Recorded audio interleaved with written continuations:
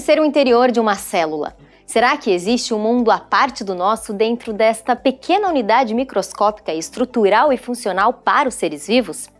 É certo que as células interagem com o mundo externo, onde estamos agora, e também com o seu próprio mundo interno para contribuir com o corpo humano e exercer várias funções. Entre esses mundos existe a membrana plasmática, que atua como se fosse o porteiro de um prédio. Ela determina quem entra e quem sai, protegendo as células. Mas vamos entender melhor tudo isso com o professor de biologia Rafael Bento e ainda compreender um pouco mais sobre a constituição e as funções da membrana. Tudo bem, professor? Tudo bem, Roberta? Tudo bem, professor. Olha só, será que a gente pode mesmo comparar a função da membrana com a função de um porteiro? Eu acho que é uma metáfora bacana, assim. Principalmente essa função da membrana de ser quem é responsável pelo que entra e o que sai da célula, eu acho que sim, faz sentido a gente comparar com a função de um porteiro. Mas antes de continuar, eu queria te perguntar, Roberto, como é que tá a vida? A vida tá boa. A vida tá boa? Que beleza. Boa. Não, mas eu tô te perguntando, na verdade, eu queria te perguntar o que é a vida. Para os biólogos mesmo, isso é uma pergunta difícil de responder. A gente não sabe exatamente o que é vivo, o que não é complicado. Um jeito da gente definir o que é vida é, bom, tem célula. Se tem uma célula funcionando, aquilo é vida, tá? Então o vírus também é vivo. Então, o vírus não tem célula, mas ele é vivo? Não é? Não sei, é uma boa pergunta, porque nem a gente sabe responder ainda. Mas então vamos focar aqui na célula, tá? Então, não vamos pro vírus, vamos focar na célula. Então assim, tem célula funcionando? É vivo. Tá? E aí, pensando na célula, qual que você acha que é a estrutura mais importante da célula? Talvez o núcleo, porque ali a gente tem o DNA? Então, muita gente fala do núcleo, ele é o famoso, né? Ele é chique, digamos assim, o DNA e tal, né?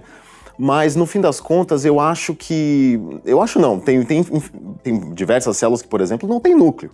Então, se você for pegar todas as bactérias que existem, elas não têm núcleo. Tem DNA, mas não tem núcleo. Então, para mim, a membrana, eu acho a estrutura mais importante da célula. Por quê? Tá, mas peraí, antes de você continuar, essa questão da membrana. Como é que surgiu a primeira membrana? Então, uma boa pergunta. Porque, afinal de contas, quando surgiu a primeira membrana, é quando a gente pode, segundo essa nossa definição, dizer que a vida surgiu. Então, a vida surgiu quando a primeira membrana formou a primeira célula. Não foi quando o primeiro núcleo necessariamente surgiu, mas quando a primeira membrana surgiu, isso sim foi o começo, talvez, da vida. E em laboratório a gente testa isso. Tem gente tentando fazer células surgirem a partir de condições inanimadas, né? Inanimadas, mas assim, do mundo natural, como substâncias que já existiam, por exemplo, na atmosfera do nosso planeta antes da vida. Então, por exemplo, com água, com descargas elétricas, amônia, esse tipo de ambiente em laboratório, simular isso em laboratório e ver o que aparece. E o que a gente consegue ver até hoje que aparece são conservados, que são basicamente estruturas de aminoácidos que são formados naturalmente, e eles vão se aglutinando e atraindo água em volta deles e tudo mais. E isso é uma ideia do que talvez pode ter acontecido lá no passado.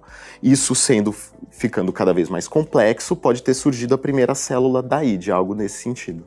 Eu tô imaginando aqui, professor, o senhor falando, e talvez isso tenha alguma coisa a ver com a questão do mosaico fluido. Sim, O mosaico fluido é como a célula ela se desenvolveu hoje. Então agora essas células desses coacervados e tudo mais, primitivos, elas se desenvolveram muito mais agora. Então elas têm diversas estruturas, proteínas anexadas a ela e tudo mais. É uma camada bilipídica. Então ela tem uma complexidade muito maior. E essa complexidade, na verdade, é o que a gente chama de mosaico fluido. Por quê?